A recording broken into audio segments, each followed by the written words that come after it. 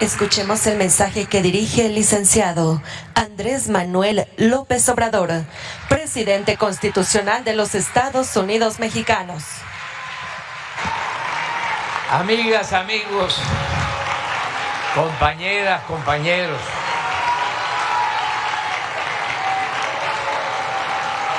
pues este es un acto de reconocimiento a ustedes. Es un acto que implica cómo mujeres, hombres, como ustedes, legisladores, hacen realidad, hacen valer una palabra, un término, un concepto que es fundamental: la lealtad.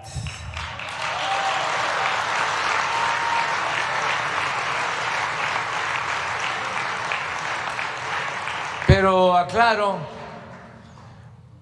de que no me refiero a la lealtad a las personas, a los dirigentes, a los políticos. La lealtad más importante es la que se profesa al pueblo y al proyecto de transformación en beneficio del pueblo. Esa es la lealtad.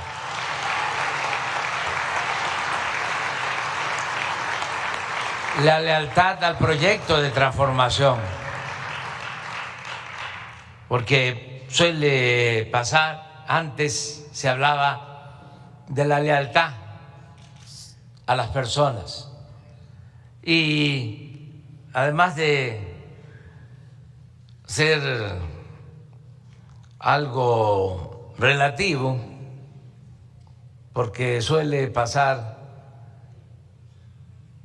no es el caso de nosotros que nos formamos manteniendo principios, ideales, pero en la política suele pasar de que se tienen amigos de mentira y enemigos de verdad.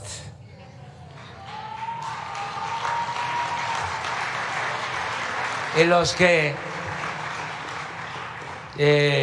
hablan mucho de lealtad y sin tener principios, sin tener ideales, a la primera traicionan, no resisten las tentaciones del poder.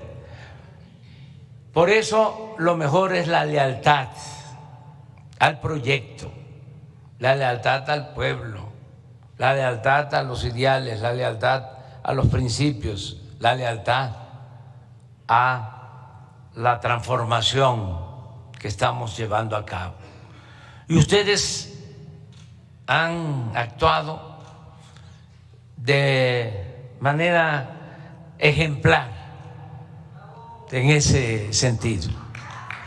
Han actuado como mujeres, como hombres leales al proyecto, al pueblo. Deben de sentirse muy orgullosas, muy orgullosos, porque lo que han hecho y van a seguir haciendo es en beneficio de los demás, en beneficio de la gente, de los mexicanos y en especial de la gente más necesitada, de la gente pobre. Eso es lo fundamental y eso es lo que debe guiarnos. Hay órdenes que no deben de cumplirse, instrucciones que no deben de llevarse a cabo, de cumplirse, cuando está de por medio el afectar una causa popular. Inclusive he venido diciendo que cuando se tiene que optar entre la eficacia política y los principios, no hay que titubear, hay que irse del lado de los principios. Es lo mismo cuando se habla de derecho y justicia. No hay que titubear, justicia. La ley para el hombre y para la mujer, no la mujer y el hombre para la ley. Y lo más importante es la justicia. Ustedes han ayudado mucho, sus compañeras, compañeros de la legislatura pasada, en el caso de los diputados, los senadores desde el inicio, para que se lleven a cabo los cambios, las transformaciones. Siempre que ha habido una transformación, una revolución,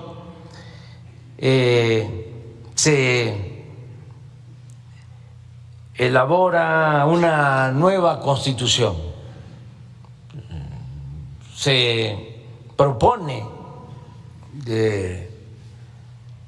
una nueva constitución. Después de la Revolución de Independencia fue la Constitución de 1824. Me refiero a las constituciones liberales, federales, no incluyo a las constituciones centralistas, conservadoras, porque esas no han servido más que para permitir que avance el movimiento reaccionario y para darle entrada a quienes nos han invadido, a quienes nos han quitado parte de nuestro territorio por esas constituciones conservadoras y centralistas. No así la Constitución de 1824, la primera Constitución federal de nuestro país, con el primer presidente de México, Guadalupe Victoria. No así la Constitución liberal, reformista de 1857, que dio inicio a todo el movimiento de transformación, de fortalecimiento de nuestra república, de hacer de México un ejemplo en cuanto a la separación que debe existir entre el poder eclesiástico y el poder civil, porque como está en la Biblia, a Dios lo que es de Dios y al César lo que es del César. Eso fue Juárez y los liberales. Y ustedes pueden hasta la fecha observar que México tiene un Estado laico, como muy pocos países en el mundo. Y eso surge en ese movimiento de reforma. Y hemos sabido convivir con el laicismo, porque también el laicismo implica libertad religiosa y no hay que confundir el clero con las creencias, con la religión. Juárez fue anticlerical, pero no antirreligioso. Y así hemos actuado nosotros en un país en donde la inmensa mayoría es católica y respetamos esa religión como respetamos otras religiones y como respetamos a los libres pensadores. Eso es Estado laico. Y eso surge de la segunda transformación del movimiento de reforma y de la restauración de nuestra república luego de la invasión francesa. Y la tercera transformación pues fue,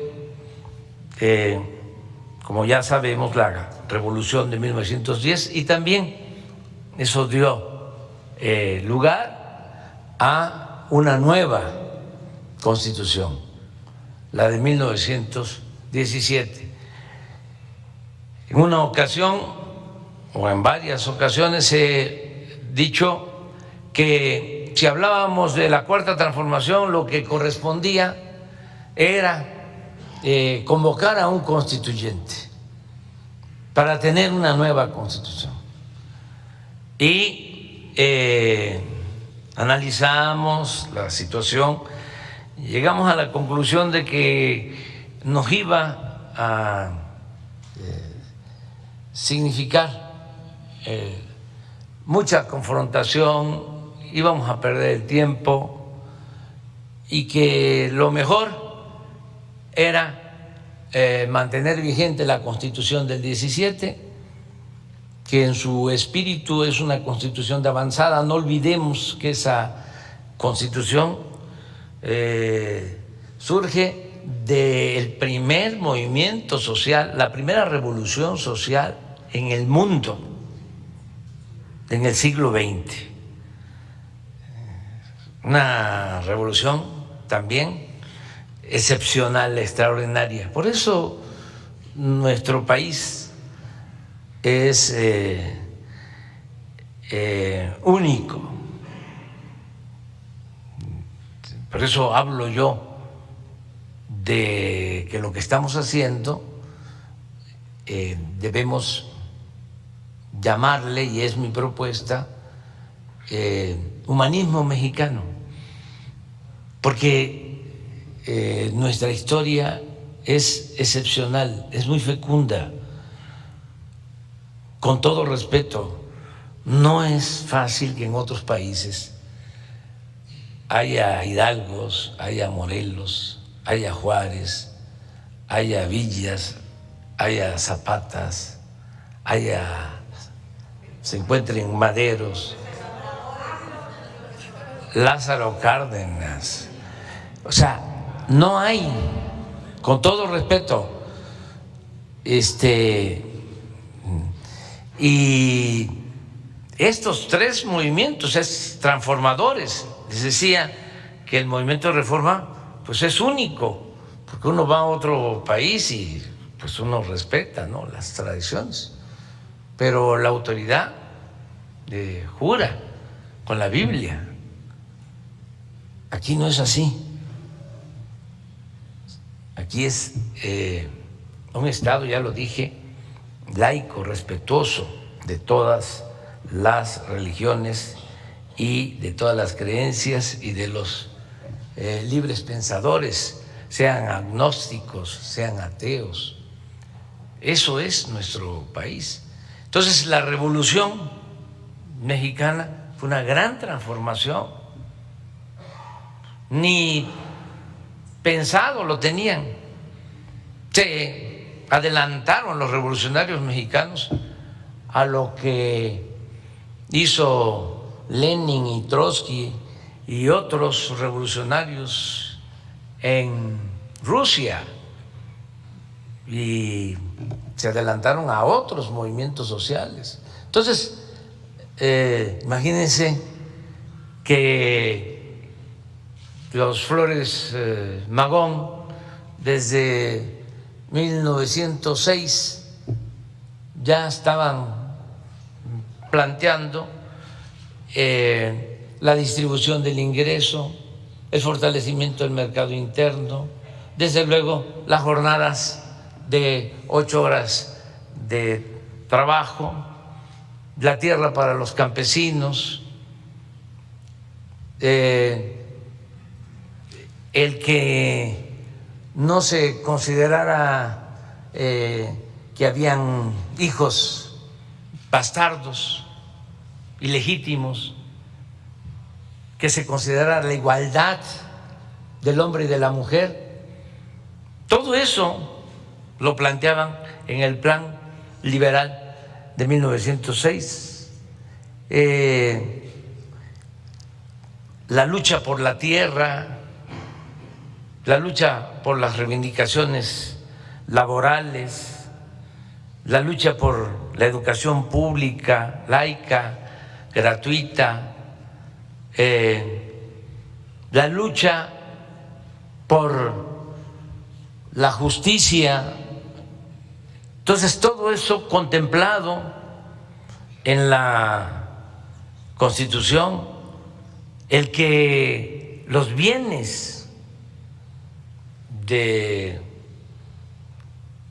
el subsuelo sean propiedad de la nación, que todos los bienes naturales sean de la nación, eso tampoco se veía ni se acepta en muchos países.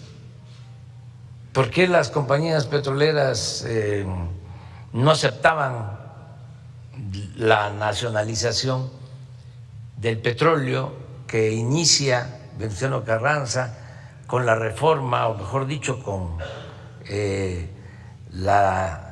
artículo 27 de la Constitución, que establece que todos los bienes del subsuelo son propiedad de la nación?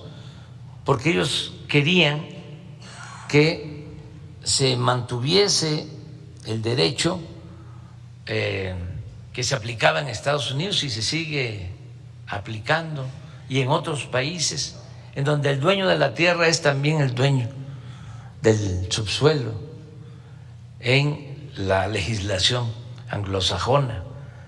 Y aquí se decide que el petróleo y otros bienes del subsuelo son de la nación. Esto en 1917 fue tan fuerte esta decisión de los revolucionarios que no se podía hacer la ley secundaria para regular la explotación del petróleo. No se permitía, nos amenazaban con invadirnos. Y es hasta que llega el general Cárdenas, en 1938, que se expropia el petróleo. Entonces, esa es nuestra historia. Por eso, imagínense lo lamentable, triste, de que el partido que surge de la revolución en la actualidad, en vez de defender el petróleo como lo defendieron los revolucionarios de México, o en vez de defender la industria eléctrica que también la nacionaliza el general Cárdenas, es el creador de la Comisión Federal de Electricidad, y luego un presidente patriota, Adolfo López Mateos, en 1960 nacionaliza la industria eléctrica, y es de lectura obligada esa carta que escribe el presidente López Mateos cuando nacionaliza la industria eléctrica y le dice al pueblo de México: tengan cuidado porque van a venir algunos traidores a querer dar marcha atrás a todos estos logros. Entonces, qué papel tan triste, tan lamentable, que los que surgen de este movimiento o el partido que surge de este movimiento, porque se justifica, aunque no estemos de acuerdo, en el caso del PAN, porque ese partido nace para oponerse a la política popular y patriótica del general Lázaro Cárdenas. Se expropia el petróleo en 1938 y en 1939, un año después, nace el PAN para oponerse a la expropiación petrolera. Pero el PRI, ¿qué hacen? Adhiriéndose, sumándose a esa causa. Entonces, por eso, para considerar la importancia del movimiento revolucionario, decidimos, vamos a mantener la Constitución del 17. No vamos a promover un constituyente nuevo para la elaboración de una constitución. Se justificaba porque si también ustedes hacen el análisis de todas las reformas constitucionales del periodo neoliberal, se van a dar cuenta que todas las reformas fueron para beneficiar a una minoría y afectar al pueblo de México. No hay una sola reforma que hayan hecho en el periodo neoliberal en beneficio del pueblo. Todas fueron para favorecer a la oligarquía de este país. Por eso están tan molestos, pero también hay que entenderlos, ¿no? Y tener paciencia. Se decidió mantener la misma Constitución, pero con una estrategia. Vamos a hacer reformas, pocas pero mejores. Y gracias a ustedes, con esas reformas se ha podido llevar a la práctica la transformación.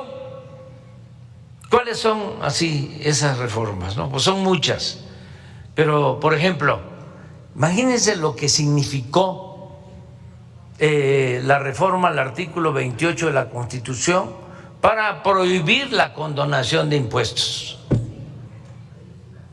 En este país, hasta antes de que llegáramos, los potentados, los de arriba, no pagaban impuestos. Y se llevó a cabo esa reforma por ustedes en el artículo 28 y ahora todos tienen que pagar impuestos. ¿Y qué nos ha significado? De que tenemos una recaudación fuerte, una hacienda pública fuerte, y no necesitamos aumentar impuestos, ni gasolinazos, ni pedir créditos o endeudar al país. Porque ya los privilegiados, como todos los ciudadanos, tenemos que pagar nuestros impuestos. Y esto es importantísimo porque nos habían engañado, como en otros asuntos, de que el problema de México, el problema fiscal, era que no pagaban impuestos los de la economía informal, los vendedores ambulantes, los que acomodan los carros en la calle, los viene, que ese era el problema, o sea, que había que incorporarlos a todos a la formalidad, porque de esa manera se iba a fortalecer la hacienda pública. Puro cuento, no se tenía ingresos suficientes porque habían privilegios, habían empresas que les condonaban hasta 20,000 millones de pesos al año, lo que es el presupuesto de un estado. Se lo condonaban a una empresa vinculada al poder, porque ellos eran los que mandaban, tenían tomado el gobierno, tenían secuestrado al gobierno. El gobierno era un comité al servicio de una minoría rapaz. Ahora el gobierno es de todos los mexicanos, como aquí lo comentó el senador. Entonces, eso ayudó mucho. Y para hablar de otra reforma, imagínense el que hayan logrado elevar a rango constitucional el derecho a la pensión a los adultos mayores.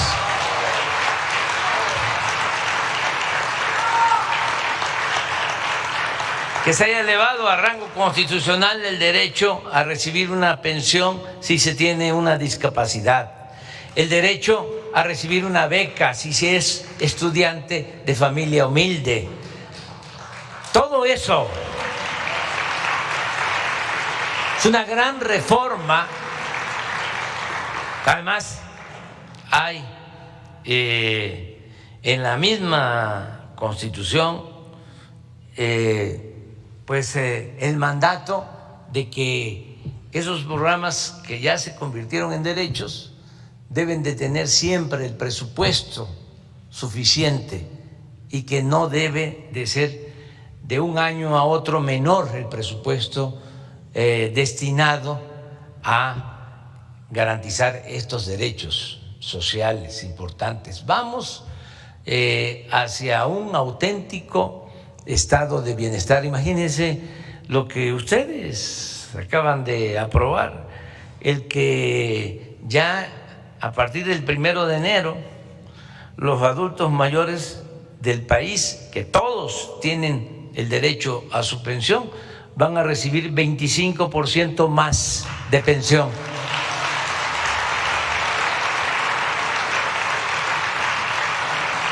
Entonces sí tenemos motivos para estar contentos,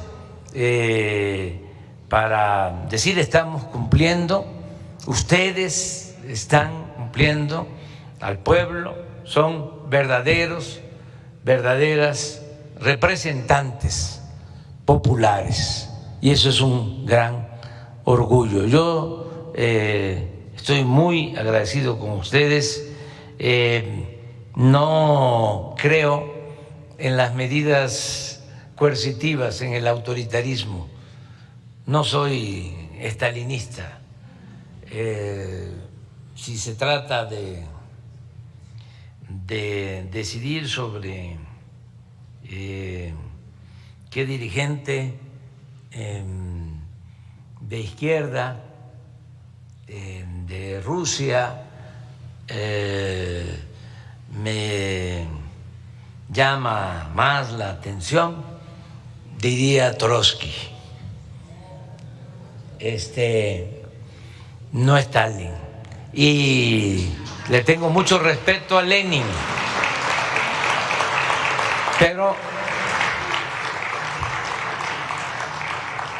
yo soy idealista y entonces sí admiro a los hombres de el poder, los que ejercen el poder. Es el caso de Fidel y el Che.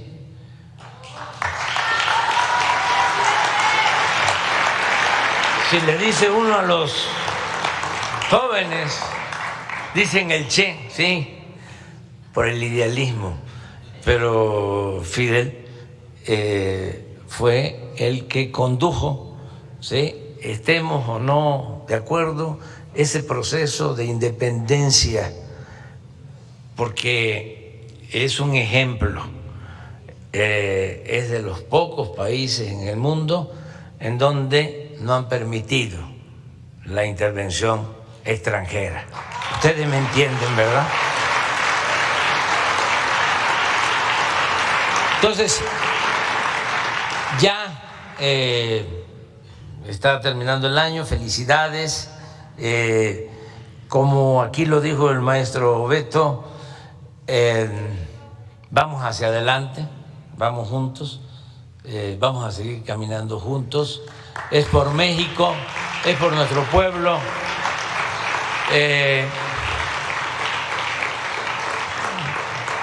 Adicionalmente, esto es complementario, es accesorio. Estoy contento también porque fíjense que en nuestro movimiento tenemos mujeres, tenemos hombres con muy buen nivel político e ideológico. La oposición tiene problemas. O sea,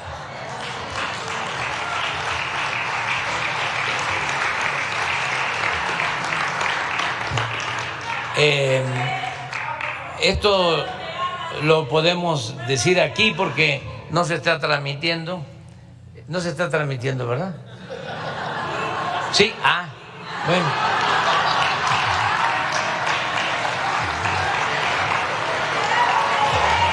Ya ni modo. Pero miren, nada más, porque algunos piensan, y se puso de moda, ¿no?, de que cualquiera puede ser gobernador, cualquiera puede ser presidente, ¿no? No, la política es un oficio noble,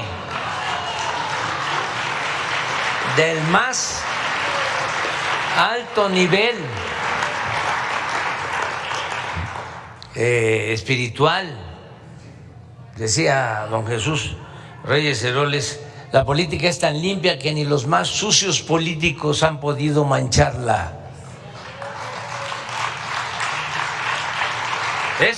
Siempre lo digo en este podio y lo puedo decir en cualquier otro lugar. Es como el oficio del carpintero. Si nosotros nos ponemos a hacer una mesa, una ventana, si hacemos esto, no nos va a salir. Además, nos va a salir chueco y además nos vamos a dar buenos martillazos, ¿no? Lo mismo el oficio del albañil. Si no se conoce ese oficio, pues se caen las paredes, ¿sí?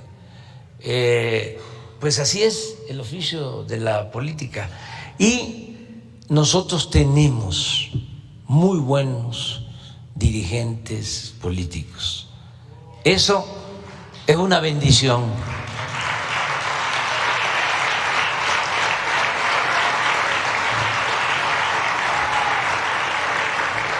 Por eso me voy a ir muy tranquilo, muy tranquilo. No voy a decir a dónde. Bueno, sí, a Palenque. Porque voy a entregar, ¿sí?, el mando a una mujer, a un hombre con principios, con ideales, con profesionalismo.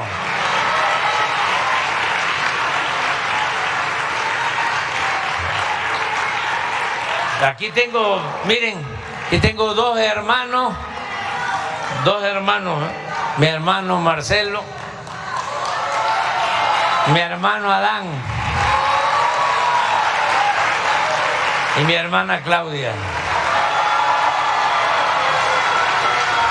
Y de una vez les digo, ya saben cuáles son las reglas, ya no hay dedazo, eso se acabó, eso pertenece a la época de la antidemocracia.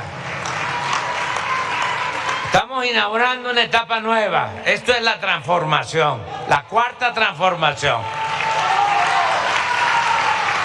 Ya saben cómo se va a elegir y yo voy a apoyar el que gane la encuesta.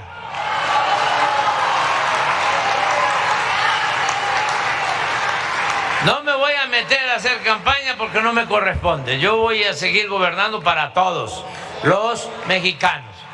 Pero sí, cuando se dé a conocer quién gana la encuesta, voy a estar con el que gane la encuesta, sea quien sea. Y a ver, para irle midiendo, ¿vamos a apoyar al que gane la encuesta? Sea quien sea. ¿No está por encima de todo el proyecto de transformación? Vamos adelante. ¡Que vivan los legisladores! ¡Que vivan los diputados, las diputadas, senadoras, senadores! Me da muchísimo gusto verles.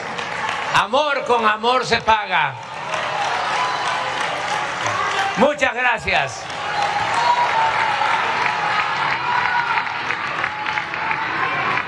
Se agradece la asistencia del presidente de México, funcionarios, así como de diputados y senadores que lo acompañaron. Que tengan todos muy buen